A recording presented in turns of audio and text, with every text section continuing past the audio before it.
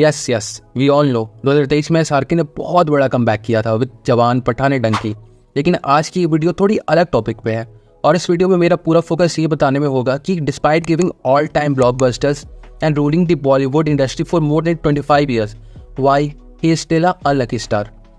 इस कहानी की शुरुआत मैं उनकी बॉलीवुड और टीवी इंडस्ट्री के डेब्यूट से पहले के वक्त से करना चाहूँगा, जहाँ उन्होंने 1989 की एक टेलीफिल्म में एक के कैरेक्टर का रोल प्ले किया था जिसने नेशनल अवार्ड भी जीता था। बट उस वक्त एसआरके ने अपने करियर के बाद शुरुआत ही की थी, तो इस ब्रेव और प्रोग्रेसिव रोल को लोगों तक पहुंचने में बहुत दिक्कत हुई और वक्त के बीतने के साथ ये किरदार कहीं खो सा गया। लेकिन ये वही वक्त था जब एसआरके ने बस एक्टिंग की दुनिया में अपना कदम रखा था और फिर फौजी, सर्कस, दिल दरिया, वागले की दुनिया, मिनी सीरीज इडियट में काम करते करते उन्होंने अपनी दुनिया यही टेलीविज़न में बसा ली थी और 1988 से 1990 तक उन्होंने यहाँ अच्छा खासा अपना नाम बना लिया।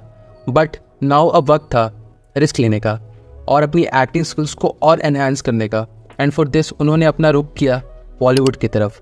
And we all know his journey from Dil Aashna दीवाना टू DDLJ। बट ये जो सफ़र था फ्रॉम हिज डेब्यूट फिल्म दीवाना इन 1992 टू DDLJ इन 1995, इनके बीच भी इन्होंने अपने रोल्स को किसी पार्टिकुलर जॉनर में लिमिटेड नहीं रखा। He did Deewana which was a romantic film. Then in Raju Ban Gaya gentleman उन्होंने एक आम इंसान का रोल प्ले किया जो अपनी पढ़ाई कंप्लीट करने के बाद नौकरी की तलाश में शहर आता है और कैसे वो कॉर्पोरेट वर्ल्ड की करप्शन वाली दुनिया से रूबरू होता है। फिर बाजीगर, डर और अंजाम में विलन और एंटी हीरो, और कभी हाँ कभी ना में जिंदगी और प्यार दोनों में हारा हुआ बेबस इंसान, और आखिर में DDLJ, आ प्योर रोमांटिक कॉमेडी फिल्म जिसने अपने पहले और बाद की जनरेशन को सिनेमा की एक अलग डेफिनेशन बताई। पर चलो ठीक है यहाँ तक जो भी हुआ। और फिर जहाँ तक सवाल है इस वीडियो का जिसका टॉपिक है एसआरके द अनलकी स्टार, वो तो कहीं जस्टिफाई नहीं हो पा रहा है। आफ्टर ऑल दीवाना हो या DDLJ, ये सारी तो सक्सेसफुल फिल्म थी। तो हाँ मैं जानता हूँ ये सारी हिट फिल्में हैं और ये जो मैंने सारी बातें अभी तक बताई वो आगे चलकर काम आने वाली है इस पूरी टॉपिक को समझने के लिए। So let's continue.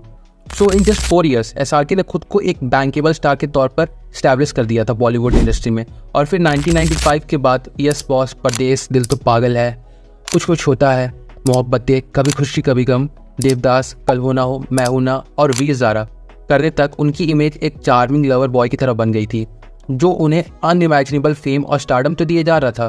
बट ये बात काफ़ी कम लोग जानते हैं कि एसआरके एक पैशनेट लवर है सिनेमा के, और ये उनका ड्रीम रहा है कि वो इंडिया को बहुत डेयरिंग और एक्सपेरिमेंटल फिल्मों से global recognition दिलवाए।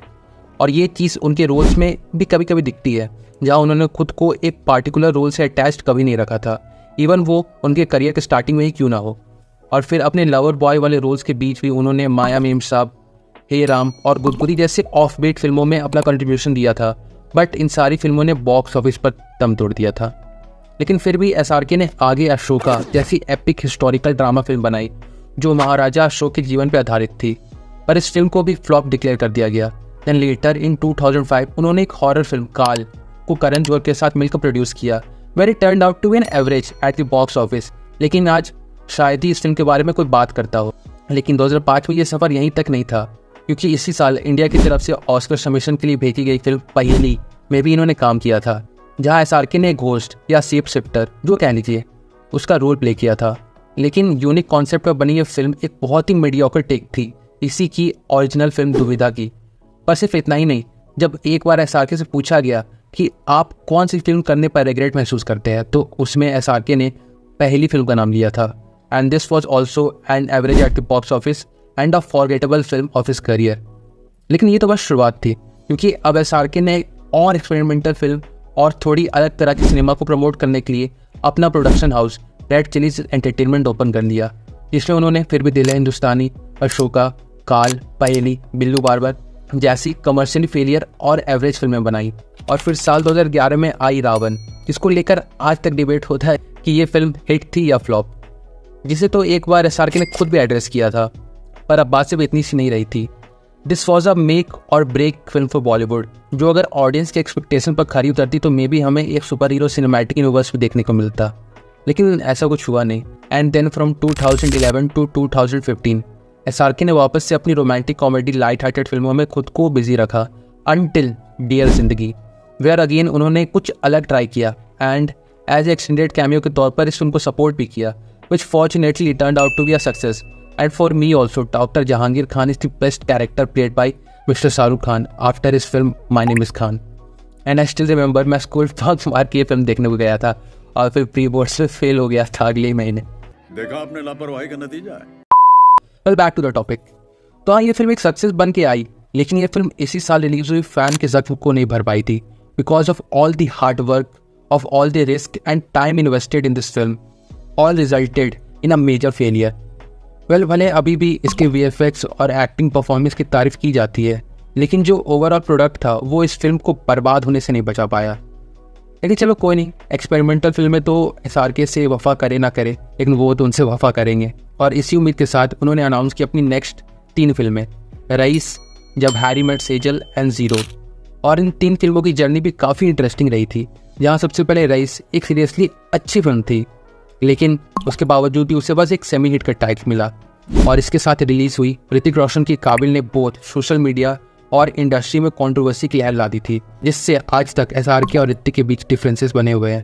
Well, we hope सब ठीक हो जाए। फर्दर इसी साल 2017 में एसआरके की एक और फिल्म रिलीज हुई, जब हैरी मेट सेजल, जिसके डायरेक्टर थे इम्तियाज़ अली, जो अपने अलग सिनेमा के लिए जाने जाते हैं। और इस फिल्म से ये होप लगाया जा रहा था कि may be Imtiaz Ali SRK को रोमांटिक जॉनर में री इंट्रोड्यूस करेंगे। और इसी उम्मीद के साथ 4 अगस्त 2017 में रिलीज हुई ये epic disappointing film. And believe me, ये फिल्म इतनी बड़ी डिसअपॉइंटमेंट थी कि जिस थिएटर में मैं इसे देखने गया था, वहाँ से मेजर ऑडियंस इंटरवल के बाद ही निकल गई थी। अबे जल्दी बोल, कल सुबह पनवेल निकलना है। लेकिन चलो कोई नहीं, इस गम को भी सह लेते हैं, क्योंकि 1 जनवरी 2018 को रिलीज हुआ ज़ीरो का mind blowing musical teaser, which again like Ra One and Fan एक एक्सपेरिमेंटल फिल्म थी। और मैं आज भी नहीं भूल सकता इस फिल्म की हाइप को। जैसे इसके ट्रेलर ने लेजिट यूट्यूब पर 100 मिलियन व्यूज़ गैदर किए थे। And from SRK fans to normal cinema lovers, हर किसी के बीच इस फिल्म की हाइप थी। और इसी हाइप और उम्मीद के साथ 21 दिसंबर 2018 को रिलीज हुई ये mega disaster, ultra boring and totally illogical nonsense film, जिसकी फेलियर ने एसआरके को इस तरह से इफेक्ट किया कि उन्होंने खुद को इस इंडस्ट्री से काफ़ी वक्त तक लिए जोन आउट कर लिया। वो बहुत ही कम प्रेस कॉन्फ्रेंस और इवेंट्स में दिखते until the success of Pathaan in 2023। But अब बात ये आती है कि क्यों जब भी एसआरके ने कुछ यूनिक प्रोजेक्ट्स और कैरेक्टर्स करने की सोची, तो उसका रिजल्ट मोस्टली बुरा ही क्यों निकला? क्या कमी परफॉर्मेंस में थी?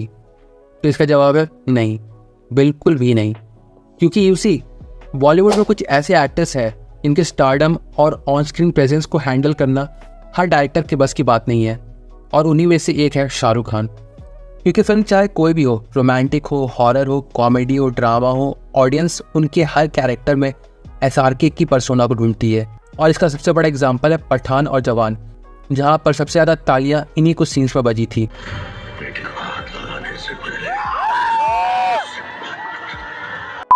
जो उनके ऑन स्क्रीन आइकॉनिक रोल्स और ऑफ स्क्रीन एटीट्यूड और एग्रेसिव पर्सोना को रेप्लिकेट करते हैं।